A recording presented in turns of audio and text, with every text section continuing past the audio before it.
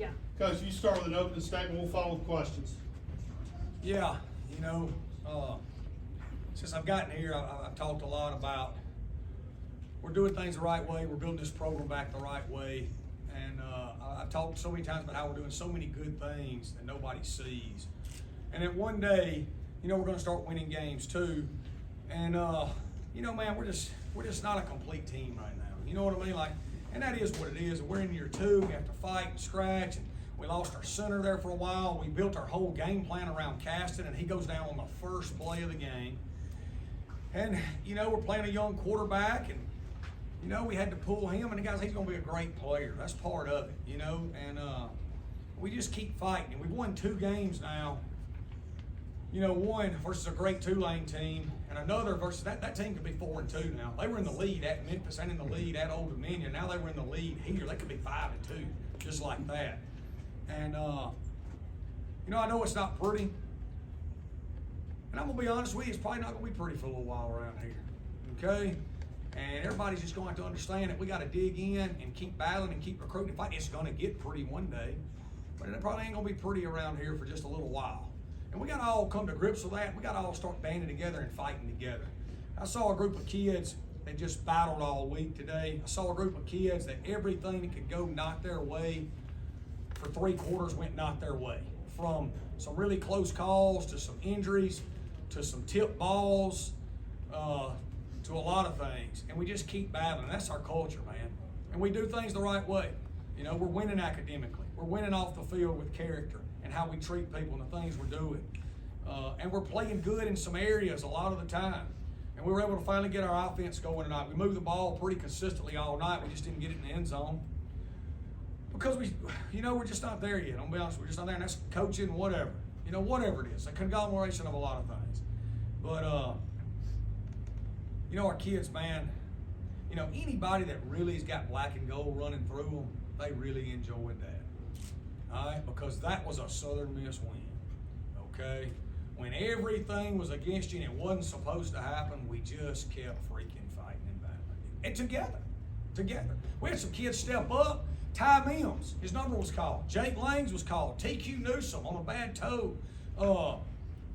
Janori Dean. You know what I mean? We had so many kids' numbers get called and we need them to, man, and they were just ready because of how they practice and go. And huge win. That's 3 wins for us, which is huge. That tied what we did last year. We're at the halfway mark.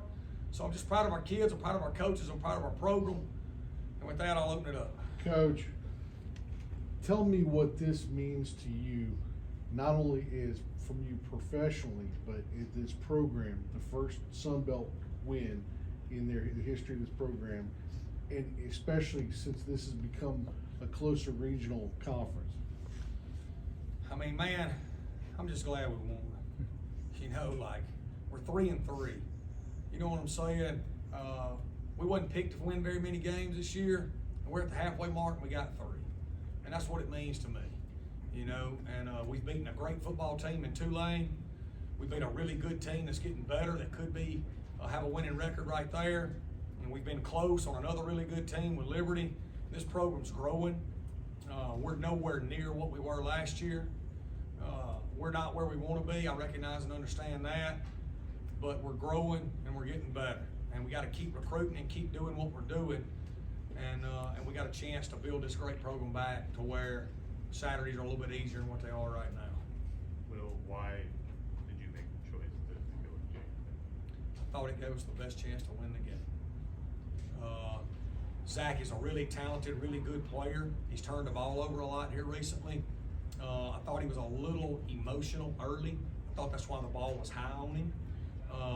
He's a really accurate passer that was missing high because he was so into it. He wants to do so good. He understands. He's got the weight of the world on him right now. We've got the most passionate fan base in America. I don't care what nobody says. You've been at Penn State. You see it every day.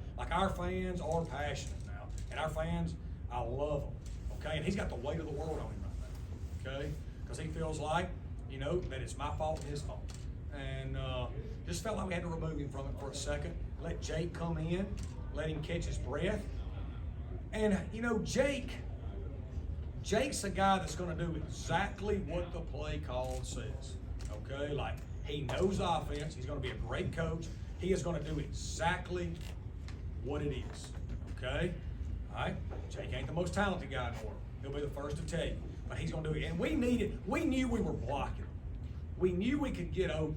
We just needed a little more execution. And I thought Jake would give us that and kind of get us some momentum going right there.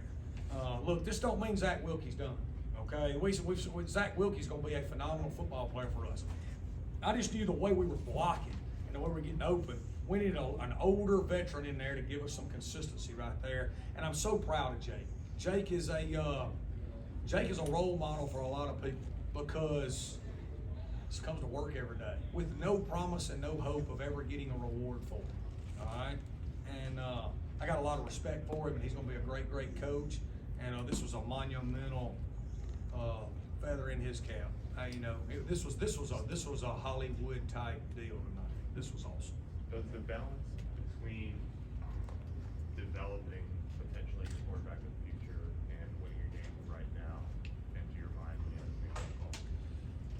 Every decision I make every day, number one, at the forefront of that is the overall health and well-being of this program, where it is currently and where we want to take it. That is number one. Number two is developing our young, talented quarterbacks for the future of this program and recruiting. You know what I mean? So yes, David. I mean, you know how much I care about people. You know how much I care about our players. Every decision I make, I pray about. I talk to my closest people about, and I never make a decision. I prayed about that decision in the middle of that game because it was a big decision. Thank God it was the right decision. Coach, what was going wrong in the first half, and what changed in the middle of the third quarter? Well, I don't really think a lot changed. We just didn't turn the ball over. You know what I mean? We were running right down the field. We got our hands to the face. Okay. Then we threw a pick. Okay. Then we're going right down the field again, and we throw another pick. Okay. So I mean that was it. You know what I'm saying? But we were moving the ball. Like, I mean, no, I don't want to take any credit away from Arkansas State. You know, they got the turnovers, but I mean, we shot ourselves in the foot. A lot right there. And, the hands to the face penalty was big. We were driving and rolling. And, I think that's what Jake did. He just provided a little bit of stability and calmness to just kind of execute down the field. Now, hey, Jake made a huge play tonight, too, now. That 4th and 3, first off, the scramble out of nowhere, all right? Okay? Old Twinkle Toes running through there to get it to 4th and 3. And then the 4th and 3, we called a different play. They called timeout. We went to another play we work all the time. And the first guy was open, old Cole. He threw it accurate, and Cole got the first. So just a huge turn of events right there. Credit to our defense, too, now. We're going to talk a lot about the offense, Jake and all. But like our D played great again. Our special teams played really good. We had the one blunder on the punt deal where they were checking and overloading different sides on Jalen, so we'll have to look at our tendencies on that to correct that, because we've been phenomenal on punt all year. And then Mason dropped the punt, and so that that was tough. And guys, everybody in the stadium thought we was going to lose at that point, except for about 115 people on that sideline. All right, and just an unbelievable culture win. Coach, was there a certain play that you thought Jake made that kind of turned the game around when you were down 12? No, I just think the drives, he did exactly what they gave us. He handed it off. Janari Dean popped some runs. Frank popped some runs. He threw the ball to Brownlee. We got a pass interference. He literally read every play. I do not think he'll have a minus in this game. All right, I think every assignment was a plus. I think his eyes were right. I think he threw it to the right people. I think he handed it off correctly on our RPOs. And that was what was happening all night. We just wasn't getting consistency. You know what I'm saying? I thought he did a phenomenal job of being consistent. All right, and we just, O-line played great all night long. Running backs were hitting it, and we had some guys open, and we hit them. The two biggest plays he made were the last two he made. The scramble and then the 3-yard gain. You know what I'm saying? You talk about Janari Dean and the shot in the arm. He really did. Huge, wasn't it? Huge, yeah. That's what we've been wanting all years, for him and Frank to be a great 1-2 punch because they complement each other. We just haven't had a lot of snaps. You know what I mean? Like tonight we got 69 snaps. That's real college football. We haven't been over 60 much all year long outside of the Liberty game because we don't move the ball enough to garnish the snaps.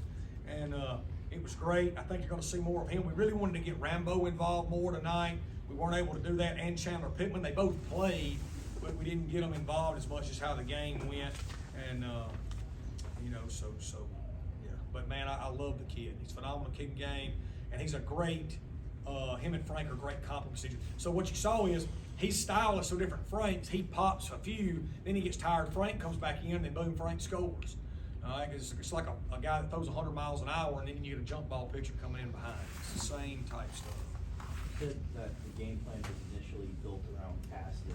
Can you talk a little bit more about that? And any update on Caston? No update on Caston. The way they play their coverage, that position was going to be one-on-one with the safety a lot. You saw Ty Mims have 5 catches for 81 yards. That was huge. When Caston went down, the whole first drive was going to be dictated on that. And when Caston went down, we kind of had to adjust for a little while. We got Ty in there and got his feet wet. We called some plays where he wasn't the primary guy just to see how he was handling it. And he was handling it good. And we started going to him. He's going to be a phenomenal football player, just like all these young kids we recruited. You know? Defensive line play continues to really be impressive, Coach. That's, from a layman's standpoint, that almost seems to be the biggest improvement in a football team. Yeah, bad dudes, really good players. You know what I mean? And you're seeing recruiting, right, Bob? Recruiting. And we're only going to get better everywhere as we continue to have the opportunity to recruit. We're 2 classes in right now. We've totally transformed the offensive and defensive lines. We dominated the point of attack tonight, both sides of the ball. You know, they were huge in both phases. You didn't see the O-line as much until we got to executing in the backfield a little bit better. But then you saw that. I mean, it was massive. I mean, we were mauling them. And, you know, we got to keep recruiting. We need everybody's help on that, and we're doing a great job of it, and we'll continue to do it, and this roster's only going to get better and better. Coach, is there a certain position you're looking for in recruiting? Is there some type of avenue that you're looking to go towards? Yeah, great players. Great players that love Southern Miss. Anything else? Coach, Go ahead. James Black completed like 20 of his first 22 pass attempts. What wasn't working, and then what started working at the end? Man, I don't know. They only scored. I never felt like it wasn't working. I mean, I guess it was complete passes, but they wasn't scoring. You know, they don't give you points. They don't give you. You know, you got to score. You know what I mean? We completed a lot of passes last week too, but we didn't score. And so I felt like it was working. I felt like we were really getting some good hits on him. I thought we beat him up. I thought he was a tough guy. Man, I got great respect for James Black because he got hit hard tonight a lot. You know what I'm saying? And he stayed in the game and battled. And you know, their opening drive of both halves were really good. We had the tough 3rd down in the opening drive of the 3rd quarter where I thought we kind of tackled them short, and they got the first. And but they drove and scored on both of those 2. And outside of that, I thought our defense played really good all night. We'll give you some completions though, as long as you don't get in the end zone. That's just the way we play. Anything else? Coach, thank you. Thanks so much, guys. Dom, come on this way.